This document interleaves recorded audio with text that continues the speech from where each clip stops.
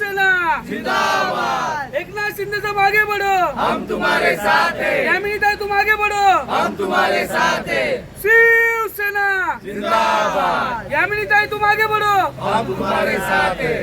400 पार, आपकी बार 400 पार, मोदी सरकार है, आपकी बार मोदी सरकार, आपकी बार मोदी सरकार, फिर एक बार मोदी सरकार फिर एक बार मोदी सरकार, फिर एक बार। डॉक्टर बाबासाहेब आंबेडकरांचा जय असो, डॉक्टर बाबासाहेब आंबेडकरांचा जय असो।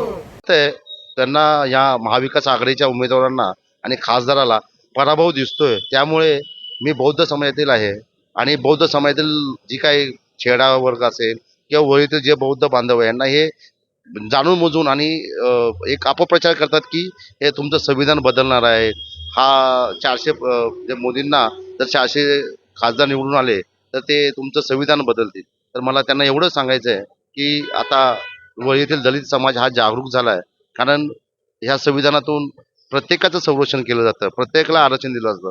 ज्याप्रमाणे एससीला आरक्षण दिलं जातं त्याप्रमाणे ओबीसीला आरक्षण दिलं जातं, एसटीला आरक्षण दिलं जातं, एसबीसीला आरक्षण दिलं जातं। परंतु या समाजामध्ये त्यांना ह्या इतर समाजांना सर्वांना माहीत आहे की या संविधानाला जे बदलू नाही शकत, परंतु एससी वर्गातील लोकांना सांगितलं जातं की तुमचं संविधान बदलणार आहे, बाबासाहेबांचं संविधान बदलणार नाही। ह्या अफवा आहेत आणि हे आमचं एससी समाजातील मत कसं वेश घालवायचं, कसं येणाऱ्या उमेदवारांना न मिळू म्हणून त्यांनी ते अफवा पसरवलेल्या आहेत। आणि मला वाटतं माझ्या सर्व बांधवांना समाज बांधवांना सांगायचं आहे की बघा, स्वतः नरेंद्र मोदी, त्याचबरोबर भाजपाचे वरिष्ठ पदाधिकारी, स्वतः महाराष्ट्राचे मुख्यमंत्री एकनाथजी शिंदे, त्याचबरोबर उपमुख्यमंत्री देवेंद्र फडणवीस, त्याचबरोबर दुसरे उपमुख्यमंत्री अजितदादा पवार यांनी स्वतः सांगितलेलं आहे भर सभेमध्ये की जोपर्यंत चंद्रसूर्य आहे तोपर्यंत संविधान कोणीच बदलू नये। त्यामुळे मला वाटतंय या सर्वांवर विश्वास ठेवून सर्व बौद्ध समाजातील लोकांनी, त्याचबरोबर ओबीसी समाजातील सर्व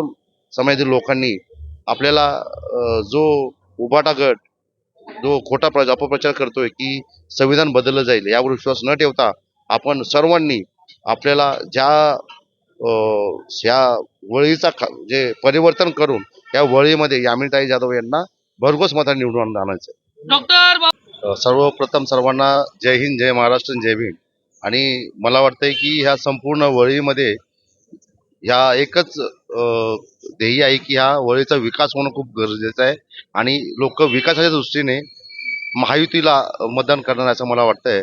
कारण गेली अनेक वर्ष इथे जे उभाटा गटचे आमदार होते, खासदार होते, परंतु त्यांच्या काळात ह्या वळी बिडीचा असो, जिजामाता नगर असेल, पुन्हा सिद्धार्थनगर असेल, यांचा विकास दूरच सोडा, अंतर्गत राजकारण करून या विभागातील लोकांना मध्ये फाटाफूट करून या विभागातील फक्त जनतेची मतं घेण्यासाठी उभाटा गटाचे आमदार खासदार आले आणि ह्या विभागातील लोकांमध्ये फूट पाडून हे आमदार खासदार झाले। परंतु ही जनता आता जनतेला चांगलं कळलेलं आहे की आमच्या दोघांच्या भांडणामधून विकास दूर राहतोय आणि उभाटा गटावाले जसं होली कब है असा शोले पिक्चर मधला गब्बर बोलतो त्याप्रमाणे येथील आमदार खासदार हे प्रत्येक इलेक्शन कब है ह्यासाठी येतात, मतदान घेतात आणि या वळीकरांच्या मतांवर अक्षरशः दरोडा टाकतात आणि त्या दरोडा टाकल्यानंतर या वळीतील लोकांचा विकास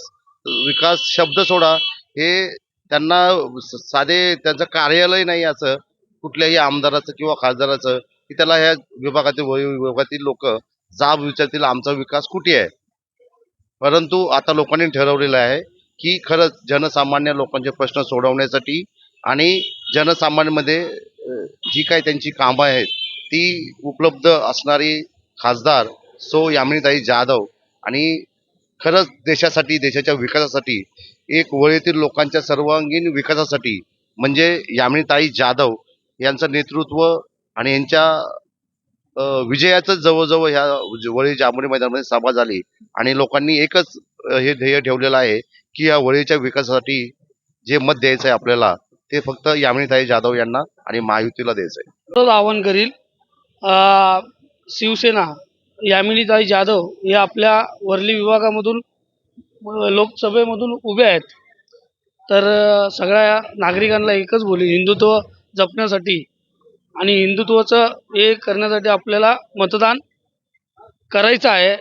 उद्या बहुमताने मतदान करून यामिनीताई जाधव यांना निवडून आणायचं आहे आणि त्यांना आपली समस्या या दिल्लीपर्यंत पोचवायच्या आहेत.